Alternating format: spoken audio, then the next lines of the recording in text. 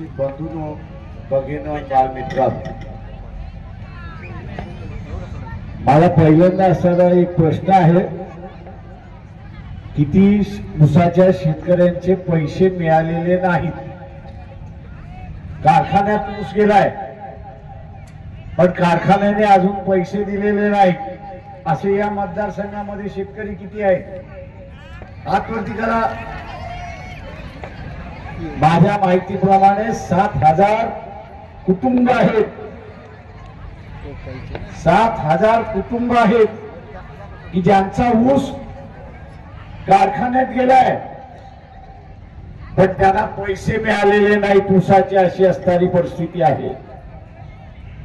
या सर्व कुटुंबांना माझं असं आव्हान आहे, तुम्हाला ऊसाचे पैसे पाहिजेत का? मग प्रीतीताई जयस्वाल यांना ज्या दिवशी निवडून देणार त्या दिवशी तुमच्या घरामध्ये चेक आल्याशिवाय राहणार नाही, हे लक्षात घ्या।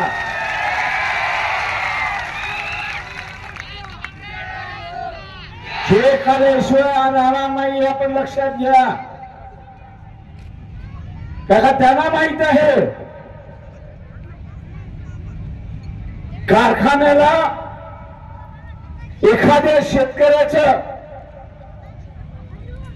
ऊसाचं बिल थांबवायचं असेल तर 10 दिवसाच्या वरती त्यांना थांबवता येत नाही। 10 दिवसाच्या वरती थांबवता येत नाही आणि त्यांनी थांबवलं असेल त्यांना माहिती आहे फौजदारी गुन्हा होऊ शकतो आणि म्हणून तुम्हाला पैसे मिळाल्याशिवाय राहणार नाही, हे लक्षात घ्या।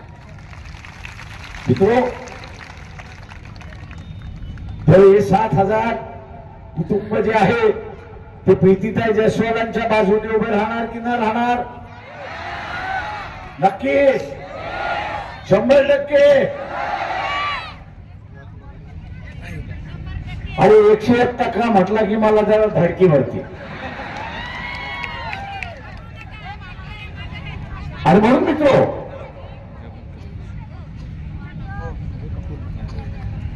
मी शेतकऱ्यांना या ठिकाणी सांगू इच्छितो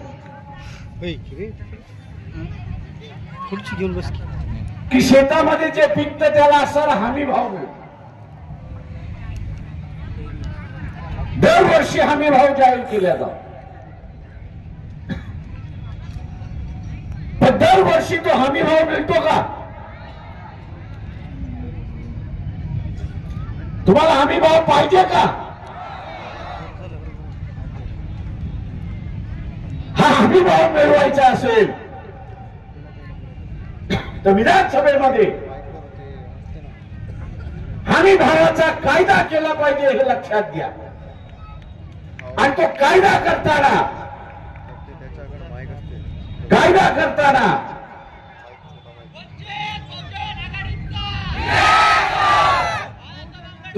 करताना बाजार समितीमध्ये माल विकत घ्या किंवा गावात माल विकत घ्या, हमी भावापेक्षा कमी दराने जर व्यापाऱ्याने विकत घेतला तर त्याला त्या कायद्यामध्ये 4 वर्षाची सजेची तरतूद केलेली असेल, हे आपण लक्षात घ्या।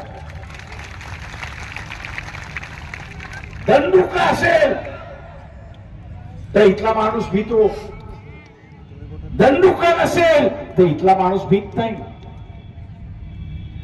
आणि मग कायद्याचा दंडुका हा करायचा असेल तर त्या विधानसभेमध्ये आपल्याला कोण पाहिजे? कोण पाहिजे? कोण पाहिजे? आणि तरच तो कायदा होईल, आपण असणारा लक्षात घेतला। माझं आव्हान आहे आपल्या सगळ्यांना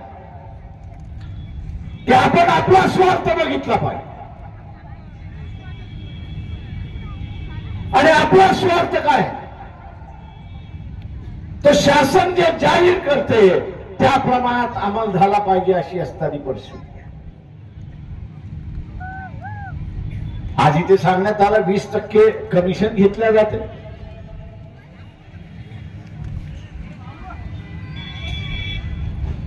आता 20% कमिशन केलं खातलं तर त्या कॉन्ट्रॅक्टरला राहिलं काय?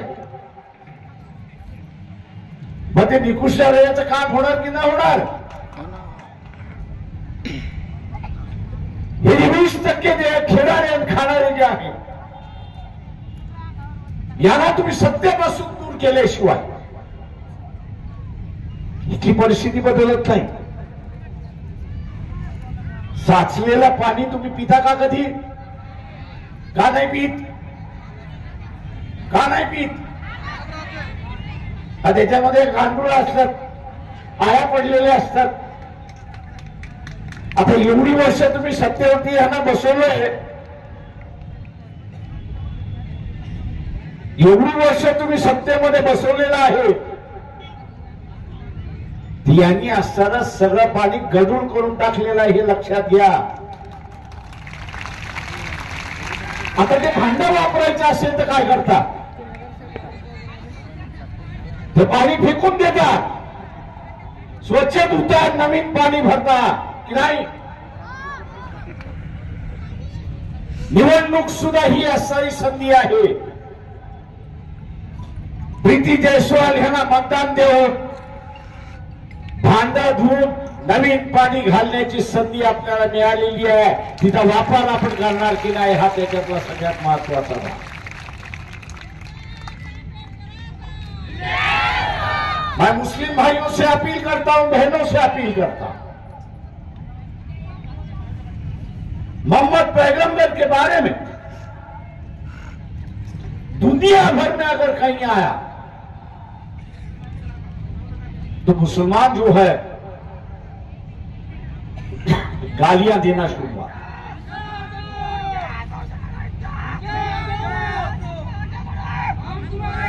ये जरा शांत बसतोस का रे? अंगात पर्याय येऊ देऊ नको.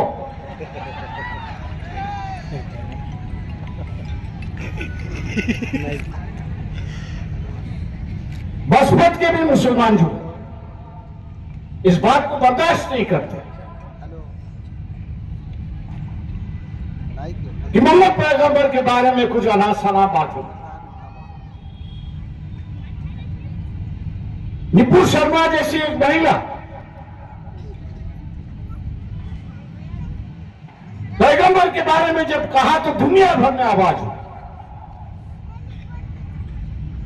इस सरकार से आग्रह किया गया कि उसके खिलाफ कानूनी कार्रवाई होनी चाहिए. मामला सुप्रीम कोर्ट पे चले गया, लेकिन सुप्रीम कोर्ट ने कहा कि अपने देश में ऐसा कोई कानून नहीं बना है कि हम किसी भगवान या मोहम्मद पैगंबर के बारे में अगर कोई अनाप शनाप का है तो उस पर कार्रवाई हो सके. मैं मुसलमानों से कह रहा हूं, अपने दिन नित्य दिन आप कांग्रेस के साथ में रहे,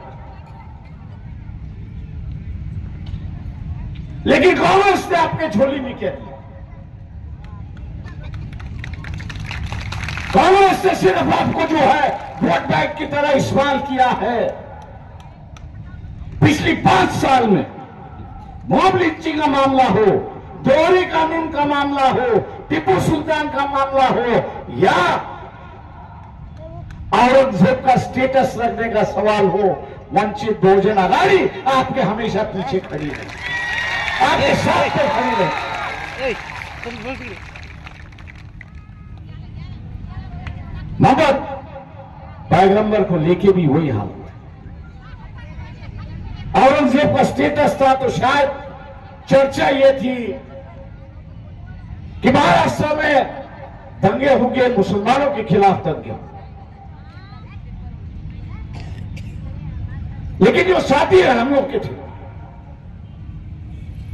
औरंगजेब के कब्र पर जाकर चादर चढ़ाए और यहां की व्यवस्था को ललकारा. अगर चादर चढ़ाना गुनाह है तो आप हम पर केस करके दिखाइए, कानूनी कार्रवाई करके दिखाइए. चाहे शिव